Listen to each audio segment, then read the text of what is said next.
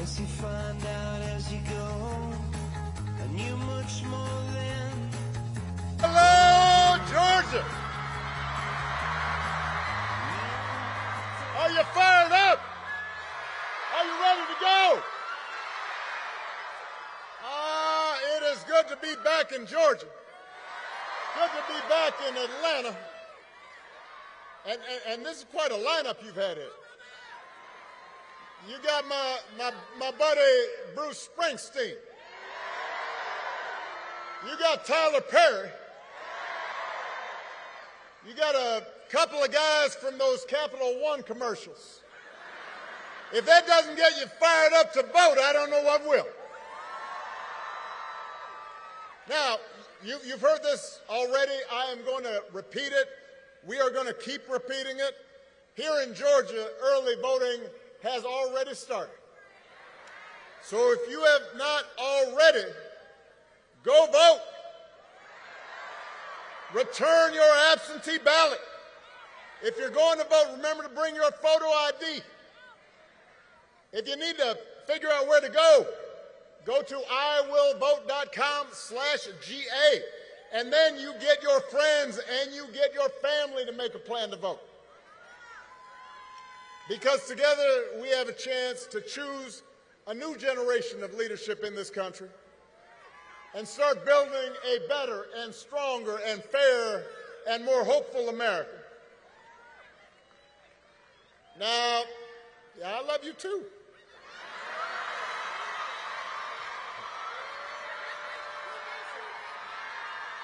Now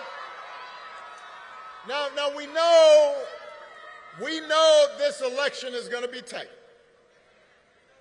because a lot of Americans are still struggling. As a country, we've been through a lot. As a country, we've been through a lot over the last few years. We had a historic pandemic that wreaked havoc on communities and businesses. And then disruptions from the pandemic caused price hikes that put a strain on family budgets. And people feel like no matter how hard they work, sometimes it feels like they're just treading water. So I get why people are looking to shake things up. What I cannot understand is why anybody would think that Donald Trump will shake things up in a way that is good for you, because there is absolutely no evidence that this man thinks about anybody but himself. I've said it before. Donald Trump is a 78-year-old billionaire who has not stopped whining about his problems since he rode down that golden escalator 9 years ago. And when he's not complaining, when he's not sending out crazy tweets, he's trying to sell you stuff. He's trying to sell you gold sneakers, trying to sell you a $100,000 watch, trying to sell you a Trump Bible, wants to sell you the Word of God, Donald Trump edition. Got his name right there next to Matthew and Luke.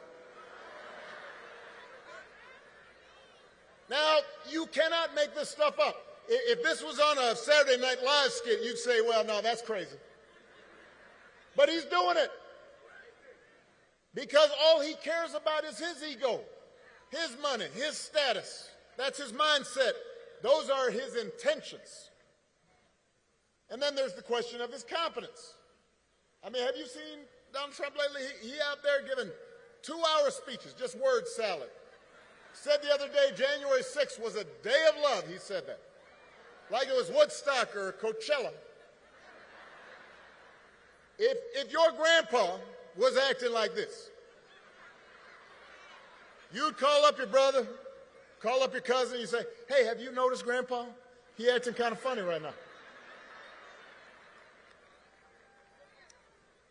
But here's the interesting thing, is he acts so crazy and it's become so common that people no longer take it seriously. I'm here to explain to you, just because he acts goofy does not mean his presidency wouldn't be dangerous. And you do not have to take my word for it. Lately, some of the people who know Donald Trump best have been saying in no uncertain terms that he should not be president again. The other day, General John Kelly, Donald Trump's former chief of staff,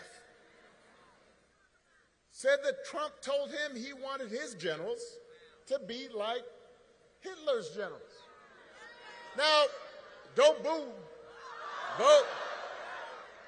Now, I want to explain that in politics, a good rule of thumb is don't say you want to do anything like Hitler. You know, that's just good political advice. But it is useful because it gives us a window into how Donald Trump thinks. And John Kelly isn't the only one saying this. Two of his defense secretaries, people who worked for him, said the same thing. His chairman of the Joint Chiefs of Staff, that is the top of the top brass in our military, said he is dangerous. Now, I happen to know John Kelly and Mark Miller. They served under me when I was commander-in-chief. These are serious people. This is a decorated soldier and Marine who served in battle. They are not, quote-unquote, woke liberals.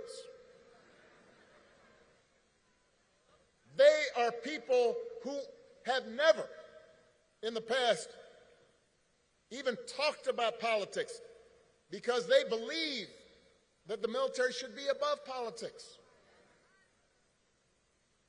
But the reason they're speaking up is because they have seen that in Donald Trump's mind, the military does not exist to serve the Constitution or the American people. He doesn't see being commander-in-chief as a solemn, sacred responsibility, just like everything else. He thinks the military exists to do his bidding, to serve his interests. He said if he's elected, he'll use that military to go after, quote, the enemy within, which he defines as anybody who criticizes him or refuses to bend the knee. He can't handle that. And unlike last time, unlike the first time, he won't have people like John Kelly around to stop him. He'll be surrounded by people who are just as loony as he is and who will let him do what he wants. And so my question to you, Georgia, is how is any of that going to help you? We do not need 4 years of a wannabe king, a wannabe dictator running around trying to punish his enemies. That's not what you need in your life. America's ready to turn the page. We are ready for a better story. Georgia, we're ready for a President, Kamala Harris.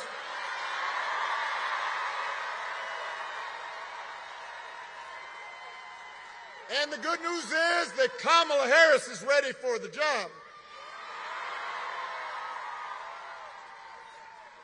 This is a leader who has spent her life fighting on behalf of people who need a voice, who need a champion. Kamala wasn't born into privilege. She was raised in a middle-class family. She worked at McDonald's when she was in college to pay her expenses. She didn't pretend to work at McDonald's when it was closed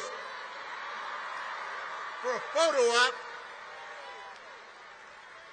She actually cares what people are going through because she's seen it in her own family, in her own life. As a prosecutor, Kamala stood up for children who'd been victims of sexual abuse. As Attorney General of California, fought the big banks and for-profit colleges, secured billions of dollars for people after they'd been scammed. People around me, stepfather, grandparents, teachers, coaches, and most of all, my mother, who tried to teach me the difference between right and wrong, who showed me what it meant to be honest and responsible, to work hard, to treat other people the way I wanted to be treated. And look, I was a knucklehead sometimes when I was a kid, and I didn't always live up to those values, even as a young adult. But over time, I internalized those values. And as an adult, I said, this is what I need to stand on. This is my foundation. And I suspect most of you grew up the same way. And one of the most disturbing things about this election and about Trump's rise in politics is how we seem to have set the values we were taught aside, how we seem to disregard them, how we pretend they don't matter. When Donald Trump lies about hurricane aid, you've got a hurricane in North Carolina, people desperate, and he and his vice president candidate deliberately circulate rumors that that money is being given to illegal aliens, illegal immigrants, as opposed to people who are desperate. When he cheats or shows utter disregard for our Constitution, when he calls service members who died in battle losers, or fellow citizens vermin, people make excuses for it. They act like it's okay as long as their side wins. And I've noticed this especially with some men who seem to think Trump's behavior is a sign of strength, that macho, you know, I'm going to own these folks, I'm going to put them down. I am here to tell you, that is not what real strength is. It never has been. Real strength is about working hard and taking responsibility and telling the truth even when it's inconvenient. Real strength is about helping people who need it and standing up for those who can't always stand up for themselves. That's what we should want in our daughters and our sons. And that's what I want to see in the President of the United States of America. And the good news is, we've got a candidate to vote for in this election who demonstrates that kind of character, who knows what real strength looks like, who will set a good example and do the right thing and leave this country better than she found it. That is what this election is about. And that is why it is my honor to introduce my friend, the next President of the United States of America, Vice President Kamala Harris.